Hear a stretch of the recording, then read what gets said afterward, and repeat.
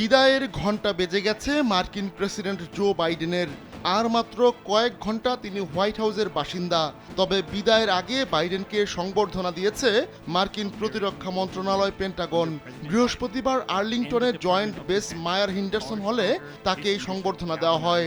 অনুষ্ঠানের ভিডিও ফুটেজে দেখা যায় স্বাভাবিক কোনো মানুষ নয়, বরং রোবটের মতো হাঁটছেন বাইডেন। এর আগেও তাকে এমন রোবটিক আচরণ করতে দেখা গিয়েছিল। এরপরই বাইডেনের স্বাস্থ্যগত বিষয়টি সামনে আসে। এর জেরে নির্বাচনী দৌড় থেকে সরে দাঁড়াতে বাধ্য হন তিনি। সেনাবাহিনীর অনুষ্ঠানে বাইডেন মার্কিন বাহিনীকে বিশ্বের মধ্যে সেরা বলেও বর্ণনা করেন। ওই অনুষ্ঠানে বাইডেনের সঙ্গে উপস্থিত ছিলেন ফার্স্ট লেডি জিল বাইডেন ও ভাইস প্রেসিডেন্ট কমলা হ্যারিস। স্যান্ডেলিনা সো, রূপচর্চায় আভিজাত্য। বাইডেনের প্রতিরক্ষামন্ত্রী লয়েড অস্টিন এ সময় তাকে সম্মাননাও তুলে দেন।